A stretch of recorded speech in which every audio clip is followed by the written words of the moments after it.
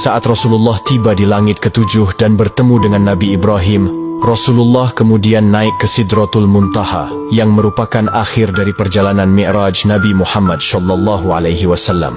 Namun, perjalanan Rasulullah naik ke Sidratul Muntaha tidak ditemani malaikat Jibril.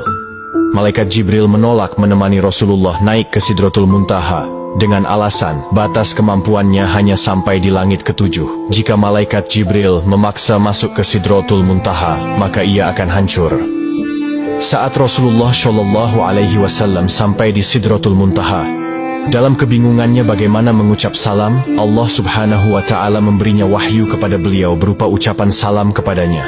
Kemudian Rasulullah SAW mengucapkan salam dengan kalimat At-tahiyyatul mubarakatush salawatuth thoyyibatu lillah. Salam sejahtera yang penuh barokah dan salam sejahtera yang amat baik adalah milik Allah Ta'ala. Kemudian Allah Subhanahu wa Ta'ala menjawab, Assalamu alayka ayyuhan nabiyyu wa rahmatullahi wa barakatuh. Salam sejahtera, barokah dan rahmat Allah dilimpahkan kepadamu wahai Muhammad. Kemudian Rasulullah SAW berdoa untuk kita, umatnya. Assalamu alayna wa ala ibadillahi sholihin.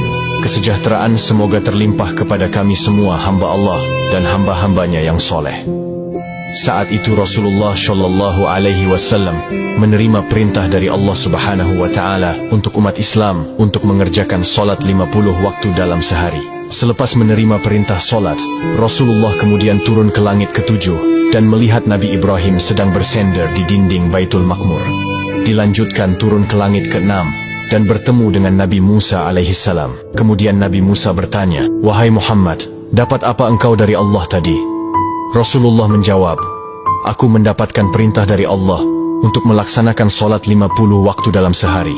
Nabi Musa kemudian berkata, Wahai Muhammad, apakah engkau tahu jika aku memiliki umat yang sangatlah kekar dan besar, namun umatku tidak sanggup melaksanakan kewajiban itu? Lalu bagaimana dengan umatmu yang kecil? Kemudian Nabi Musa menyarankan Nabi Muhammad untuk kembali menghadap Allah meminta keringanan. Nabi Muhammad kemudian kembali menghadap Allah dan meminta keringanan atas solat 50 waktu itu. Dalam kembalinya Rasulullah ke Sidratul Muntaha, beliau hanya mendapat pengurangan 5 waktu.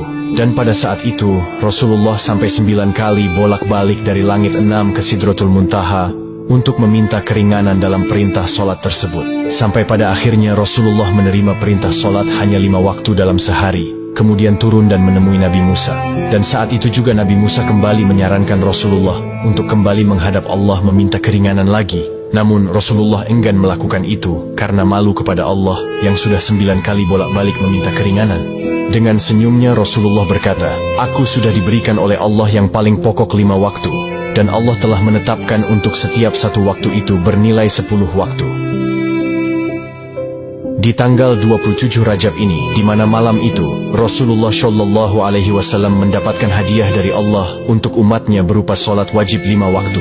Maka dari itu sahabat yang dirahmati Allah, jangan pernah mengabaikan hadiah dari Allah ini, yaitu solat. Karena solat adalah tiang agama, maka siapa yang mendirikan solat, berarti ia menegakkan sendi-sendi agama. Dan siapa yang meninggalkan solat, berarti